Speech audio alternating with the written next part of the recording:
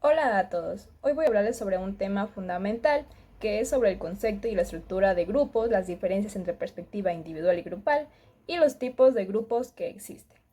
Primero que todo debemos recordar que nosotros formamos parte de un grupo, familia, amigos, equipos de trabajo, pero ¿qué hace que un conjunto de personas realmente un equipo? Vamos a descubrirlo. ¿Qué es un grupo? Un ejemplo. Es un equipo de trabajo que desde lo individual nos preguntamos, ¿qué aprendo yo?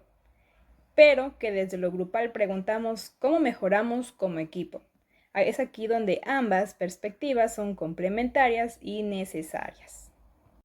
Entre ellas tenemos características que son muy fundamentales. Está la interacción continua entre los miembros, la percepción de pertenencia al grupo, los objetivos y metas compartidas, la estructura organizativa definitiva y las normas y valores comunes. Tenemos la estructura del grupo. Estas se clasifican en dos, la estructura formal y la estructura informal. En la estructura formal están los roles oficiales, las jerarquías establecidas, las normas explícitas y objetivos definidos institucionalmente. Por otro lado, en la estructura informal tenemos relaciones espontáneas, liderazgos emergentes, normas implícitas y vínculos afectivos, de los cuales estos están los estatus y posiciones, las normas grupales, la cohesión grupal, los roles y funciones, la comunicación y el liderazgo. En la perspectiva individual está centrado en la persona. Aquí analiza cómo el individuo percibe, experimenta y se comporta dentro del grupo. Además tiene unos aspectos claves, el cual están las motivaciones personales para pertenecer al grupo, una identidad individual y autoconcepto, deben tener una satisfacción de necesidades personales, un desarrollo de habilidades individuales, una percepción subjetiva del grupo y además que tengan beneficios y costos personales de la pertenencia. La perspectiva grupal. Está centrado en lo colectivo. Es decir, estudia el grupo como entidad propia, con dinámicas y propiedades emergentes.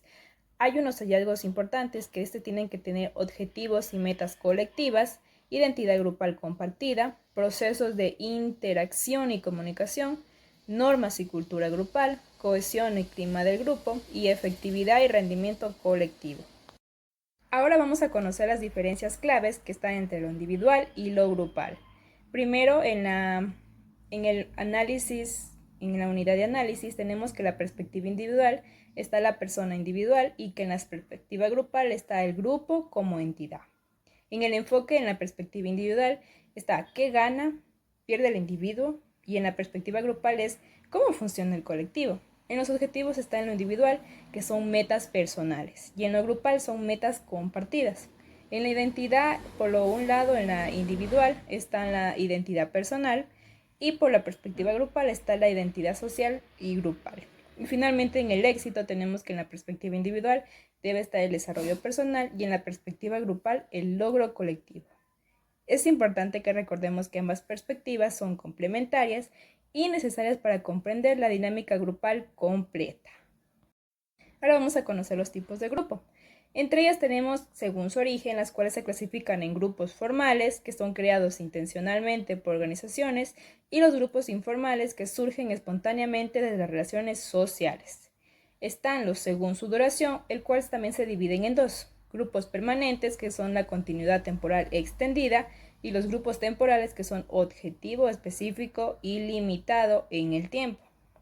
Otro está según su tamaño, que de igual manera se clasifican en dos: grupos pequeños, que son entre 3 y 12 personas de alta interacción, y grupos grandes, que son más de 12 personas con una interacción compleja. Y finalmente tenemos según su función. Estos grupos están dos: el grupo de tarea, que son orientados a objetivos específicos, y los grupos que son socioemocionales, enfocados en relaciones y apoyo. También tenemos los grupos primarios y secundarios. En los grupos primarios están las relaciones cara a cara, los vínculos afectivos intensos, la interacción frecuente e íntima y tamaño reducido. Además tenemos la comunicación personal directa. Un ejemplo, aquí están las familias, los amigos cercanos o también parejas. Por otro lado, tenemos los grupos secundarios, que son relaciones más interpersonales, orientados a objetivos, interacción formal y estructurada, y que tiene que tener un tamaño variable, es decir, usualmente mayor, y una comunicación mucho más formal en este caso.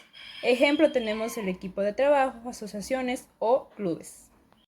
Tenemos los grupos de pertenencia y grupos de referencia, en donde los grupos de pertenencia son aquellos a lo que el individuo pertenece efectivamente y en lo que es reconocido como miembro. En estas tenemos características como la membresía real y reconocida, la participación activa en las actividades, los derechos y obligaciones como miembro y una identidad asociada al grupo. Por otro lado está el grupo de referencia, el cual estos son aquellos que el individuo utiliza como marco de referencia para evaluar su comportamiento y aptitudes. Entre ellos están independientemente de pertenecer o no a ellos. Sus características son que pueden o no ser grupos de pertenencia, que influyen en valores y conductas y sirven de modelo o aspiración. Y finalmente que son una función normativa y comparativa.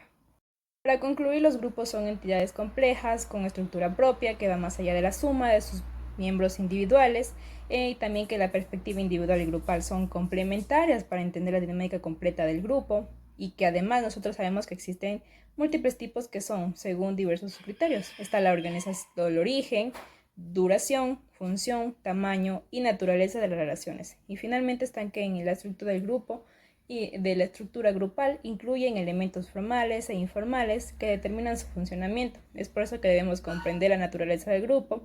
Es algo fundamental para trabajar eficazmente con dinámicas grupales.